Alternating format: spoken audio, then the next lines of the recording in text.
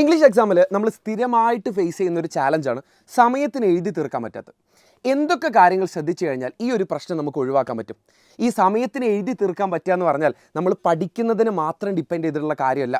നമ്മളിനിയിപ്പോൾ എത്ര തന്നെ പഠിച്ചു കഴിഞ്ഞാലും അത് സമയത്തിന് എഴുതി തീർക്കാൻ പറ്റില്ല എന്നുണ്ടെങ്കിൽ ചിലപ്പോൾ നിങ്ങൾ വിചാരിച്ച മാർക്കൊന്നും കിട്ടണമെന്നില്ല. നിങ്ങളൊരു എല്ലാ ചാപ്റ്ററും എല്ലാ ഡിസ്കോഴ്സുകളും എല്ലാ ഗ്രാമറും പഠിച്ചു പോയാലും സമയത്തിന് എഴുതി തീർക്കാൻ പറ്റാത്തത് വലിയൊരു വില്ലനാവും.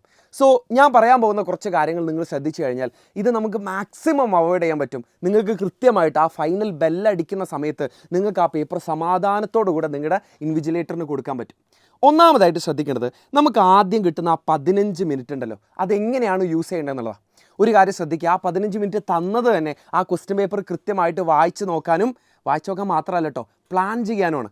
അപ്പോൾ നിങ്ങൾ അത് ക്ലിയറായിട്ട് കെയർഫുള്ളായിട്ട് സമാധാനമായിട്ട് വായിച്ചു നോക്കുക. അതിൽ അറിയാത്ത ക്വസ്റ്റ്യൻസ് ഉണ്ടാവും, നമ്മൾ പ്രതീക്ഷിക്കാത്ത ക്വസ്റ്റ്യൻസ് ഉണ്ടാവും, അതൊന്നും മൈൻഡ് ആക്കണ്ട.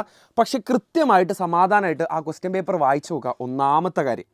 ഇനിയാണ് രണ്ടാമത്തെ കാര്യം. ഇതാണ് ഏറ്റവും വലിയ സ്റ്റെപ്പ്. ഇതാണ് ഏറ്റവും കൂടുതൽ കുട്ടികളും അവോയ്ഡ് ചെയ്യുന്ന സ്റ്റെപ്പ്. പ്ലാൻ ചെയ്യണം കൃത്യമായിട്ട്. എന്താ പ്ലാൻ ചെയ്യേണ്ടത്? നിങ്ങൾ എഴുതാൻ പോകുന്നതിൻ്റെ ഓർഡറാണ് പ്ലാൻ ചെയ്യേണ്ടത്. ഇത് നിങ്ങൾക്ക് ക്വസ്റ്റ്യൻ പേപ്പർ കൊടുത്ത അതേ ഓർഡറിൽ നമ്മുടെ മനസ്സിൽ അതിൻ്റെ ഉത്തരം ഉണ്ടാവില്ല. നിങ്ങൾ അതുപോലെ ആയിരിക്കില്ല പഠിച്ചിട്ടുണ്ടാവും. ചില ചാപ്റ്റർ നിങ്ങൾ ഭയങ്കരമായിട്ട് ഫോക്കസ് ചെയ്ത് പഠിച്ചിട്ടുണ്ടാവും, ചിലത് നിങ്ങൾ പറ്റി അങ്ങോട്ട് അവോയ്ഡ് ചെയ്തിട്ടുണ്ടാവും. അപ്പം നിങ്ങളുടെ മനസ്സിൽ എത്ര കോൺഫിഡൻസ് ഉണ്ട് ഒരു ചോദ്യത്തിൻ്റെ ഉത്തരം എഴുതാൻ, അതിനനുസരിച്ചാണ് നമ്മൾ ആ ഓർഡർ പ്ലാൻ ചെയ്യേണ്ടത്. ഒരു ഉദാഹരണം ഞാൻ പറഞ്ഞുതരാം. നിങ്ങൾ ഈ ആദ്യത്തെ പാസേജ് കോംപ്രഹെൻഷൻ, പോം കോംപ്രഹെൻഷൻ ഒക്കെ കഴിഞ്ഞിട്ട്, അതായത് പാസേജ് കൊടുത്തിട്ട് അതിൽ നിന്നൊരു 4 1 വേർഡിൻ്റെ ക്വസ്റ്റ്യനോ അല്ലെങ്കിൽ കുഞ്ഞു മാർക്ക് ഉണ്ടാവില്ല, അതായത് 1 മാർക്കിൻ്റെ 2 മാർക്കിൻ്റെ ഒക്കെ, അതൊക്കെ കഴിഞ്ഞിട്ട് അതൊക്കെ ആദ്യം തന്നെ എഴുതി തീർക്കാൻ ശ്രമിക്കുക. അല്ലെങ്കിൽ വെറുതെ നിങ്ങളുടെ മാർക്ക് അവസാനത്തിലുള്ള ആ വെപ്രാളത്തിൽ വെറുതെ നിങ്ങളുടെ മാർക്ക് കുറേ പോകും.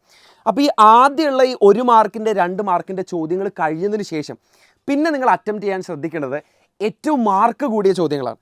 ഒന്നെങ്കിൽ 2 ഓപ്ഷൻസ് ഞാൻ നിങ്ങൾക്ക് തരാം. ഒന്നെങ്കിൽ ഏറ്റവും മാർക്ക് കൂടിയ ചോദ്യം, അതായത് 8 മാർക്കിൻ്റെ 6 മാർക്കിൻ്റെ ഒക്കെ ആദ്യം എഴുതാൻ വേണ്ടിയിട്ട് നോക്കുക. ഇത് അങ്ങനെ എഴുതാത്തതിൻ്റെ പ്രശ്നം എന്താണെന്ന് അറിയാം. ഞാനിപ്പോൾ ഒരുപാട് നാളായിട്ട് ഞാൻ ആൻസർ ഷീറ്റുകൾ ഇവാലുവേറ്റ് ചെയ്യുന്നുണ്ട്. ഞാൻ കോമൺ ആയിട്ട് ശ്രദ്ധിച്ചൊരു പാറ്റേൺ എന്താണെന്ന് വെച്ചാൽ, ആദ്യം നിങ്ങൾ ഈ 4 മാർക്കിൻ്റെ 5 മാർക്കിൻ്റെ ഒക്കെ ഒരുപാട് അങ്ങോട്ട് എഴുതും, 1ഉം 2ഉം പേജ് എഴുതും. അവസാനം 8 മാർക്കിൻ്റെ ചോദ്യം എത്തുമ്പോൾ നിങ്ങൾക്ക് സമയം തികയാതെ വരും. നിങ്ങൾ ഒരു അഡ്ജസ്റ്റ്മെൻറ്റിൽ എന്തെങ്കിലുമൊക്കെ കാണിച്ച് വെക്കും, നിങ്ങളുടെ മാർക്ക് പ്രധാനമായിട്ട് അവിടെ ആയിരിക്കും പോവുക. ഓക്കെ, സോ നിങ്ങൾ ആദ്യം 8 മാർക്കിൻ്റെ 6 മാർക്കിൻ്റെ ചോദ്യം നിങ്ങൾക്ക് കോൺഫിഡൻസ് ഉണ്ടെങ്കിൽ എഴുതാൻ വേണ്ടിയിട്ട് ശ്രദ്ധിക്കുക. അതാണ് നിങ്ങൾ ഒന്നാമതായിട്ട് ശ്രദ്ധിക്കേണ്ടത് എഴുതി തുടങ്ങുമ്പോൾ. ഓക്കെ, ഇനി രണ്ടാമത്തെ കാര്യത്തിലേക്ക് വരാം. എത്ര എഴുതണം എന്നുള്ളത് നമ്മൾ അറിഞ്ഞിരിക്കണം. എത്ര മാർക്കിന് എത്ര എഴുതണം എന്നുള്ളത് അറിഞ്ഞില്ലെങ്കിൽ നിങ്ങൾ ആകെ വലിച്ചു വാരി എഴുതും, ഒരു ഓർഡർ ഇല്ലാതെ എഴുതും, ഒരു യൂണിഫോമിറ്റി ഇല്ലാതെ എഴുതും. അപ്പോൾ ഇത് പരിഹരിക്കാൻ ഞാൻ കുറച്ച് പൊടിക്കൈകൾ പറഞ്ഞുതരാം. നിങ്ങൾ 4 മാർക്കിനാണ് ചോദിച്ചതെന്നുണ്ടെങ്കിൽ അല്ലേ, നിങ്ങൾക്ക് നല്ല കോൺഫിഡൻസ് ഉള്ള ഉത്തരമാണെന്നുണ്ടെങ്കിൽ 4 മാർക്കിന് നിങ്ങൾ എത്ര എഴുതിയാൽ മതി?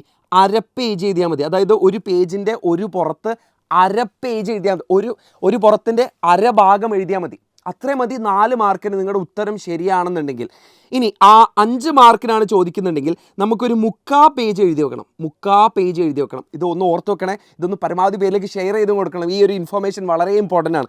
ഇനി നമ്മളോട് ചോദിക്കുന്ന ഒരു 6 മാർക്കിനാണെന്നുണ്ടെങ്കിലോ, 6 മാർക്കിനാണെങ്കിൽ നിങ്ങൾ ഒരു പേജിൻ്റെ ഒരു പുറം മുഴുവനായിട്ടും എഴുതണം. ഒരു പേജിൻ്റെ ഒരു പുറം മുഴുവനായിട്ടും എഴുതണം. ഇനി 8 മാർക്കിനാണെന്നുണ്ടെങ്കിലല്ലേ നിങ്ങൾ 2 പുറം എഴുതി വെക്കണം. അതായത് 2 പേജ് എന്ന് ഞാനിവിടെ എഴുതി വെക്കുന്നുണ്ടെങ്കിലും നിങ്ങൾക്കത് മനസ്സിലാക്കാനുള്ള ബോധം ഉണ്ടാവുമെന്ന് ഞാൻ വിചാരിക്കുന്നു. 2 പേജ് എന്ന് പറയുമ്പോൾ അല്ലേ, 4 പുറമല്ല, ഒരു പേജിൻ്റെ ഒരു പുറവും അപ്പുറത്തെ പുറവും നമ്മൾ 8 മാർക്കിന് എഴുതണം. എന്നാലേ 8 മാർക്കിനുള്ള വകുപ്പ് അതിലുണ്ടാവുള്ളൂ. 8 മാർക്ക് എന്ന് പറയുമ്പോൾ എസ് ഒക്കെയാണ് ചോദിക്കാറുള്ളത്. എസ് അതുപോലെ തന്നെ പിന്നെ ആർട്ടിക്കിൾ ചോദിക്കാറുണ്ട് ഇടയ്ക്ക് 8 മാർക്കിന്. പിന്നെ നമ്മളോട് ചോദിക്കാറുള്ളത് അപ്രിസിയേഷനാണ്, അതായത് നമ്മൾ പഠിക്കാത്ത പോയത്തിലുള്ള അപ്രിസിയേഷനാണ്. അപ്പോൾ 8 മാർക്കിന് നിങ്ങൾ 2 പുറം മിനിമം എഴുതണം. അതാണ് അതിൻ്റെ ഒരു കണക്ക് എന്ന് പറഞ്ഞാൽ. ഓക്കെ, സോ എത്ര എഴുതണം എന്നുള്ളത് മനസ്സിലാക്കി. ഇനി എഴുതുന്നതിന് മുന്നേ, അതായത് നമ്മൾ എഴുതുന്നതിൻ്റെ തൊട്ട് മുന്നേ ക്വസ്റ്റ്യൻ വായിച്ചിട്ട് നിങ്ങൾ ശ്രദ്ധിക്കേണ്ട ഒരു കാര്യമാണ്, നമ്മൾ എഴുതാൻ പോകുന്ന പോയിന്റിലെ ഒന്ന് മനസ്സിലൂടെ ഇട്ട് ഓടിച്ചു നോക്കുക. 6 മാർക്കിൻ്റെ ചോദ്യമാണെങ്കിൽ മിനിമം അതിൽ 6 പോയിന്റുകളെങ്കിലും വേണം. ആ 6 പോയിന്റ് ജസ്റ്റ് ഒന്ന് മനസ്സിലൂടെ ഇട്ട് ഓടിച്ചു കഴിഞ്ഞാലല്ലേ നിങ്ങൾക്ക് കൃത്യമായിട്ട് സമയത്തിന് അത് എഴുതി തീർക്കാൻ പറ്റും. പിന്നെ നിങ്ങൾ ഓൾറെഡി കൊടുത്ത പോയിന്റ് വീണ്ടും വീണ്ടും വീണ്ടും പറയാൻ നിൽക്കേണ്ട, അതിന് നിങ്ങൾക്ക് എക്സ്ട്രാ മാർക്ക് കിട്ടില്ല. അത് നിങ്ങളുടെ ആൻസർ ഷീറ്റ് വായിക്കുന്ന ആളിലൊരു മോശം ഇംപ്രഷൻ ഉണ്ടാക്കാനുള്ള ഒരു ചാൻസ് ഉണ്ട്. ഈ കുട്ടിയൊന്നും പഠിച്ചിട്ടില്ല, അവൻ പറഞ്ഞതിന് വീണ്ടും വീണ്ടും വീണ്ടും വീണ്ടും ഇങ്ങനെ പറഞ്ഞുകൊണ്ടിരിക്കുകയാണെന്ന് തോന്നിയിട്ട് ചിലപ്പോൾ ഒരു മാർക്ക് അവർക്ക് അവിടെ പോകും. അപ്പോൾ അനാവശ്യമായിട്ട് റിപ്പീറ്റേഷൻ, സെയിം പോയിന്റ് തന്നെ വീണ്ടും വീണ്ടും റിപ്പീറ്റ് ചെയ്യേണ്ട. അവസാനത്തെ കാര്യം, നിങ്ങൾ എക്സാം ഹാളിലിരുന്ന് പാനിക് ആവാണ്ടിരിക്കുക. അതിൽ അറിയാത്ത ക്വസ്റ്റ്യനൊക്കെ ഉണ്ടെങ്കിലും നമുക്ക് കുറേ ഓപ്ഷണലായിട്ടുള്ള ഓപ്ഷൻസ് ഉണ്ടാവും. അതായത് നമുക്കൊരു 6 ചോദ്യങ്ങളിൽ ചിലപ്പോൾ 4 എഴുതേണ്ട ആവശ്യം ഉണ്ടാവുള്ളൂ. അപ്പോൾ നിങ്ങൾ 1-2 ചോദ്യങ്ങൾ പഠിക്കാത്തതോ നോക്കാത്തതൊക്കെ കണ്ടു കഴിഞ്ഞാലല്ലേ പാനിക് ആവേണ്ട, നിങ്ങൾ പഠിച്ച കാര്യം കൂടെ മറന്നു. ഇത്രയും കാര്യങ്ങൾ ശ്രദ്ധിച്ചു കഴിഞ്ഞാൽ നമുക്ക് സമയത്തിന് എഴുതി തീർക്കാൻ വേണ്ടിയിട്ട് പറ്റും. So all the very best മക്കളെ. നാളത്തെ എക്സാമിന് നിങ്ങൾ ഇത്രയും കാര്യങ്ങൾ ഒന്ന് ശ്രദ്ധിച്ചിട്ട് പോയാൽ മതി. All the very best. Thank you.